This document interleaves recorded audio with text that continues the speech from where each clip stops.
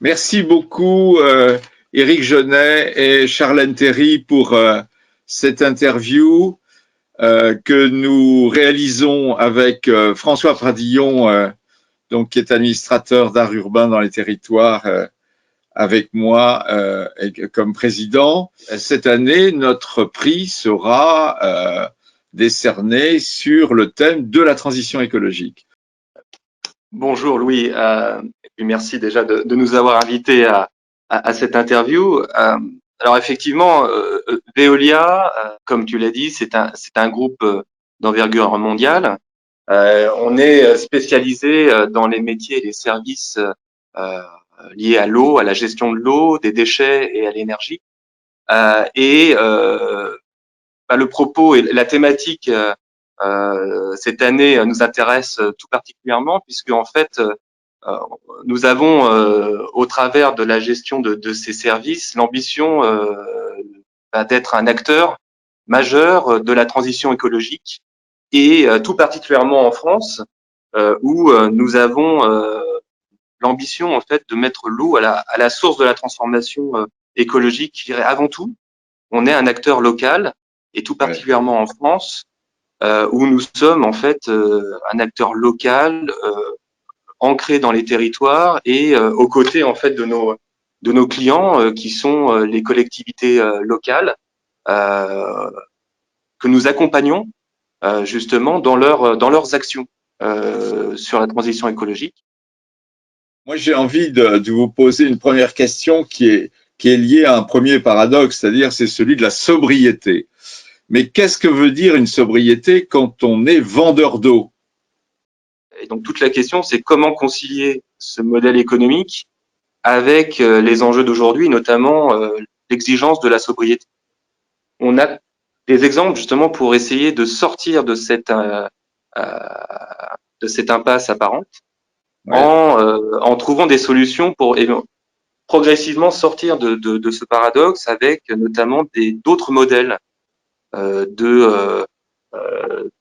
dirais, de financement du service de l'eau, puisque l'enjeu, c'est pas de payer de l'eau. L'eau, c'est comme dans l'imaginaire commun, c'est un bien commun. Et par contre, on a l'exigence de payer tout le service qui accompagne l'eau potable et c'est son traitement, son amener, c'est beaucoup de techniques, beaucoup d'infrastructures. Et ça, nécessairement, on doit financer tous ces éléments. Et donc, aujourd'hui, on oriente et la réglementation évolue justement pour progressivement sortir de ce modèle assez je dirais, mécanique et assez primaire pour pouvoir le rendre plus intelligent. Alors, Charlène, merci de m'avoir invité aussi à participer. Je travaille aussi chez Veolia Eau, aux côtés d'Éric Genet sur le territoire marnéoise. Et effectivement, je me considère un peu comme une intrapreneur activiste. Hein. Je pense que du coup, on a envie d'avoir ce rôle. En tout cas, j'ai envie de me décrire comme ça, d'avoir ce rôle au sein d'un grand groupe et de me dire que c'est possible. Et je rajouterais que effectivement aujourd'hui, dans la perception de la technique des hommes qu'il y a derrière le prix de l'eau aujourd'hui, même si on parle de sobriété, c'est qu'il faut quand même ne pas oublier qu'il y a 30% encore des gens de la population mondiale qui n'ont pas accès à l'eau, au robinet en tous les cas. Enfin, et on va dire à 30 minutes à pied aussi, comme on dit. C'est la définition de non-accès à l'eau. Et je pense qu'il faut pas oublier que voilà, c'est pas, faut pas prendre pour acquis tout de suite le fait que l'eau, voilà, elle coule au robinet. Il y a de la technique. Par contre, ça n'empêche que derrière, il faut mettre des nouveaux business models en place pour que justement les économies d'eau se fassent à toutes les échelles, que ce soit au niveau du consommateur final que des industriels. Et ça veut dire aussi en tant que Veolia Eau se réinventer, inventer des nouveaux business models. On voit que faire évoluer ces modèles business, comme vous dites, c'est compliqué. Dans les priorités, qu'est-ce qu'il faudrait faire bouger pour que le législateur fasse évoluer effectivement telle ou telle chose? On vient de parler de sobriété. Réutiliser l'eau, les eaux usées, ça tombe sous le sens.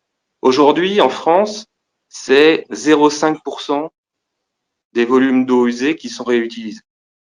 En Israël, c'est plus de 80%. Et si on prend des exemples plus proches de nous, en Italie, c'est 8%, en Espagne, c'est près de 15%. Aujourd'hui, la réglementation est vraiment axé encore sur des principes sanitaires et ça obère beaucoup nos capacités à offrir des solutions techniques qui existent aujourd'hui et qui ont fait leurs preuves ailleurs dans le monde. Le recyclage ou la réutilisation directe de l'eau usée, effectivement, pour nous, ce serait intéressant et de voir que ça s'adapte à l'urgence climatique et au réchauffement climatique. Dans des endroits, par exemple, comme la Vendée, où il y a un haut niveau de stress hydrique et une demande de plus en plus grande d'eau, ils viennent essayer de faire un premier projet en France et en Europe sur l'utilisation des eaux usées traitées à des fins d'eau potable. Cette actualité sur la sécheresse doit peut-être vous aider à promouvoir justement ces expériences pour pouvoir les rendre plus évidentes à faire normalement dans les années qui viennent. On nous dit comment recycler les eaux de pluie dans les maisons, dans les immeubles, etc. Où est-ce que vous en êtes de ce circuit et ce deuxième cycle? Dans notre positionnement, on a vocation à accompagner plutôt les politiques publiques en dehors de l'immeuble, en dehors des habitations. Mais effectivement, quand on parlait des freins réglementaires qui aujourd'hui un petit peu obèrent cette capacité, elle est très très présente sur justement nos capacités de réutilisation de l'eau et de recyclage de l'eau dans les maisons, dans les immeubles, alors même que techniquement, il n'y a pas, je dirais, de problématique. On a les techniques, ça paraît un petit peu compliqué d'imaginer qu'on n'a pas mis en œuvre ces solutions, mais tout simplement parce que la réglementation nous l'interdit pour la plupart du temps. C'est-à-dire que on est vraiment encore dans une vision sanitaire, hygiéniste.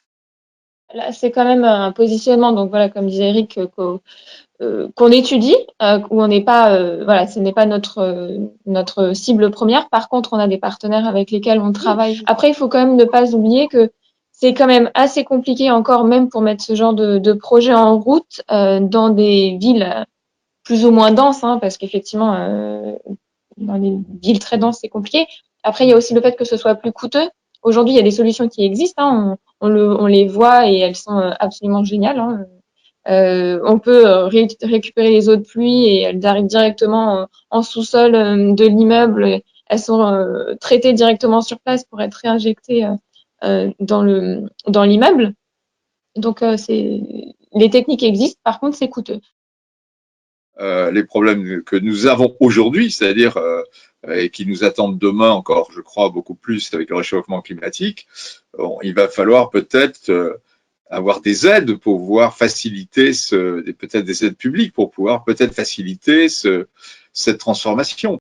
Je pense qu'il faut une démocratisation de ces solutions, mais par contre qu'elles s'adaptent vraiment au contexte local. Hein. On ne va pas aller mettre ce genre de solutions dans des endroits où, bien sûr, il n'y en a pas besoin. On veut que le stress hydrique soit l'enjeu majeur pour justifier de ces dépenses aussi. Hein. J'ai entendu plusieurs fois dans des échanges cette innovation de ce projet Jourdain. Est-ce que vous pouvez nous en dire un petit mot? Le projet Jourdain, c'est un projet qui est une première en Europe et en France. Hein. Il faut savoir que là, on parle vraiment du recyclage de l'eau.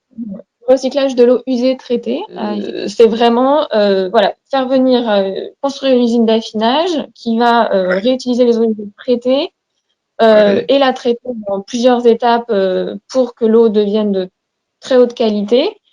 Et ensuite, une fois qu'elle sort de cette usine d'affinage et de ces 5 phases exactement, elle va être redirigée sur 25 km dans une zone de rejet végétalisé et ce qu'on dit naturel, au lieu d'être rejetée dans l'Atlantique.